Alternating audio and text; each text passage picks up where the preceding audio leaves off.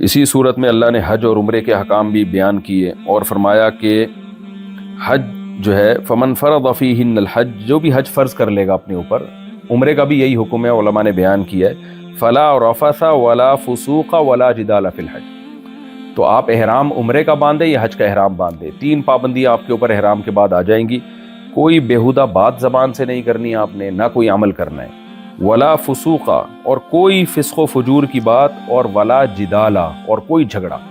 احرام کی حالت میں جھگڑا کرنا، چیخ و پکار کرنا، یا کوئی بیہودہ بات کرنا، یا کوئی گناہ کرنا، یہ عام گناہ کی طرح نہیں ہے، اس کا گناہ کئی گنا زیادہ بڑھ جاتا ہے۔ تو اس لیے جب بھی آپ حج کے لیے یا عمرے کے لیے جائیں تو احرام میں بہت زیادہ انسان کو احتیاط کرنے کی ضرورت ہے۔ اور آگے اللہ نے یہ بھی فرمایا ہوا تھا زودوا فإن خیر الزاد التقوی، کہ جب حج یا عمرے کے سفر پہ جایا کرو نا تو زاد راہ لے کے جایا کرو۔ یہ اللہ ہمیں بتا رہے ہیں کہ توکل کا غلط مفہوم جو ہے نا اس پہ رد کر رہے ہیں۔ آج بہت سے لوگوں کے ذہن میں توکل یہ ہے کہ ہم مصیبت سے بچنے کے لیے اسباب اختیار نہیں کریں گے، نہ وہ کمانے کی فکر کرتے ہیں، نہ اسباب اختیار کرتے ہیں۔ مشرکین مکہ جب حج کرنے جایا کرتے تھے تو وہ کہتے تھے بھائی ہم تو اللہ کے گھر جا رہے ہیں تو اللہ کھلائے گا، اللہ پلائے گا ہمیں، تو کچھ بھی نہیں لے کے جاتے تھے۔ پھر وہاں جا کے جب بھوک سے برا حال ہوتا تو ادھر ادھر لوگوں سے بھیک مانگ رہے ہوتے تھے جا کے۔ تو کانسیپٹ ہی غلط تھا نا، اللہ تو کھلائے گا لیکن اللہ پہلے جو آپ کا کام ہے وہ تو کرو آپ۔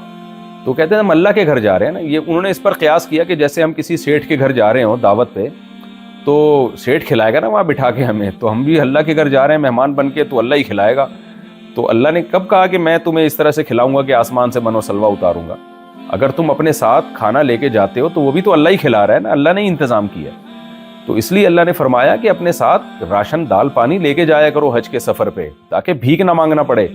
کیوں؟ فإن خیر الزاد التقوی، سب سے بہتر زاد راہ وہ تقوی ہے۔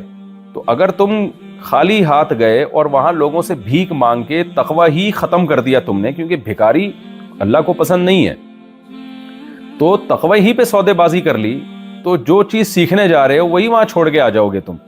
تو اس لیے یہ بہت بری حرکت ہے۔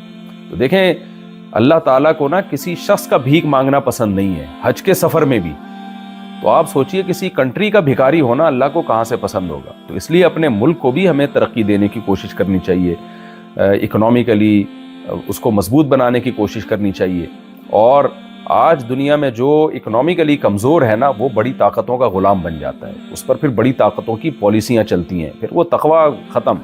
ہمارے ملک میں جو کو ایجوکیشن سسٹم ہے پاکستان میں، ہم جب بھی بات کرتے ہیں ہم بڑے طبقے سے تو وہ کہتے ہیں بھائی اوپر کا دباؤ ہے، اور پھر وہ ہمارے حکمران جواب یہ دیتے ہیں بھائی جن کا کھاتے ہیں ہم تو ہمیں پالیسیاں بھی انہی کی چلانی پڑیں گی، قرضے لیتے ہیں ہم ان سے تو پھر پالیسیاں بھی انہی کی۔ تو وہ ہمارے سسٹم کو تباہ کر رہے ہیں، خاندانی نظام کو۔ ہمارے ملک میں زنا کو عام کیا جا رہا ہے، بے حیائی کو پروموٹ کیا جا رہا ہے، NGOز یہ کام کر رہی ہیں بہت ساری، خاندانی نظام توڑ پھوڑ کے رکھ دی ہے۔ جو عدالتی خلا پاکستان میں آیا ہے جنرل مشرف کے دور میں، یہ بھی گن پوائنٹ پہ کروایا گیا ہے جنرل مشرف سے کام، کہ بھئی اس کو ختم کرو، عورت کو بھی ڈیورس کا حق دو، تاکہ تمہارا خاندانی نظام بالکل تباہ و برباد ہو جائے، گرل فرینڈ بوائے فرینڈ میں اور میاں بیوی میں فرق ہی ختم ہو جائے۔ تو جب آپ اکنامیکلی مضبوط ہوتے ہیں تو آپ آنکھوں میں آنکھیں ڈال کے بات کر سکتے ہیں۔ تو اس لیے ہمیں اپنے کنٹری کو بھی اور اپنے ذات کو بھی اکنامیکلی مضبوط کرنے کی کوشش کرنی چاہیے۔ اسی آیت سے ہمیں پتہ چلتا ہے۔ اور کمال کی بات یہ کہ اللہ تعالیٰ نے اگلی آیت میں اور ایک حکم دیا ہمیں۔ مشرکین مکہ ایک اور گڑبڑ کیا کرتے تھے، بلکہ یہ تو صحابہ کو بھی اشکال ہوا تھا کہ ہم جب حج کے سفر پہ جاتے ہیں تو دنیا بھر کے تاجر آیا کرتے تھے حج کے سفر میں، کوئی شام سے آ رہا ہے، کوئی مصر سے آ رہا ہے، کوئی کہاں سے آ رہا ہے۔ تو ظاہر ہے جو جس کا بزنس مائنڈ ہوتا ہے وہ تو پھر یہی دیکھ رہا ہوتا ہے کہ بھائی وہاں اس سے بارگیننگ کرنی ہے، ڈیلنگ کرنی ہے، کیونکہ ایک پروڈکٹ یہاں سستی ہے مصر میں مہنگی ہوگی، ایک پروڈکٹ شام میں مہنگی ہے یہاں سستی ہوگی۔ تو تاجروں کی ملاقات ہوتی تھی، تو بہت سارے صحابہ تو تھے ہی تاجر، تو جب وہ حج کے سفر پہ آتے تو ان کو بزنس کا بھی بڑا موقع ملتا اور ان کا بزنس چمکنا شروع ہو گیا۔ تو ان کو خیال ہوا کہ بھائی یہ تو دین میں ہم دنیا کو شامل کر رہے ہیں، ہم تو اللہ کے لیے آتے ہیں حج کرنے کے لیے اور یہاں ہم کروڑ پتی بن کے جا رہے ہیں، بزنس بھی ہو رہا ہے ہمارا۔ تو ان کو یہ اشکال ہوا کہ یہ تو غلط ہے۔ تو اس پہ قرآن کی آیتیں نازل ہوئیں۔ اللہ نے فرمایا نہیں، کوئی غلط نہیں ہے، تم اللہ کے گھر میں کی زیارت کے لیے جاؤ اور بزنس بھی کر لو، اس میں کوئی حرج نہیں ہے، اس لیے کہ یہ پیسہ یہ اللہ کا فضل ہے۔ تو اس لیے اللہ نے فرمایا لیس علیکم جناح ان تبتغوا فضلا من ربکم، جب تم حج یا عمرے کے سفر پہ جاؤ تو اللہ کی روزی تلاش کرو، فضل تلاش کرو، اس میں کوئی حرج نہیں ہے۔ تو دیکھیں اس سے بھی کتنی یہ اہم آیتیں پتہ چلتا ہے کہ اللہ تعالیٰ مسلمانوں کو اکنامیکلی معاشی لحاظ سے مضبوط دیکھنا چاہتے ہیں. اور یہ حج تو یعنی اب ہمیں پتہ چلتا ہے، اب آپ یہاں جب آتے ہیں حرمین میں تو افسوس ہے کہ یہاں بھی ساری پروڈکٹ یہودیوں کی فروخت ہو رہی ہے، کیونکہ مسلمانوں نے کوئی اس پہ اتنی محنت ہی نہیں کی ہے. یعنی حج اور عمرے سے فائدہ ہونا چاہیے تھا مسلمان تاجروں کو، وہ بھی فائدہ اٹھایا جا رہا ہے، جو ہے وہ یہودی اس سے فائدہ اٹھا رہے ہیں. تو اس میں بھی ہم پیچھے رہ گئے. ٹھیک ہے، بہت سے مسلمانوں کو بھی الحمدللہ فائدہ ہو رہا ہے، یہاں مسلمانوں کی بھی بڑی بڑی کمپنیاں ہیں جو بہت انہوں نے دولت کمائی، پیسہ کمایا، لیکن یہ تو خالصتاً یہاں تو غیر مسلم کی انٹری ممنوع ہے. تو کچھ ہمارے اندر کچھ ایسی کمی ہے جو ہم تجارت میں آگے نہیں بڑھ سکے. اور اللہ نے 1400 سال پہلے یہ حج میں تجارت کا تذکرہ کر دیا. اللہ کو معلوم تھا کہ حج جو ہے مسلمانوں کو اکنامیکلی مضبوط کرنے کا ذریعہ بھی بن سکتا ہے. تو اس سے بھی پتہ چلتا ہے کہ اللہ کی نظر میں تجارت کی اور اکنامیکلی اپنے آپ کو مضبوط کرنے کی کتنی حیثیت ہے. 2-3 آیتوں کا میں انشاءاللہ تفسیر کر کے اب آج کے اس لیکچر کو ختم کرتا ہوں.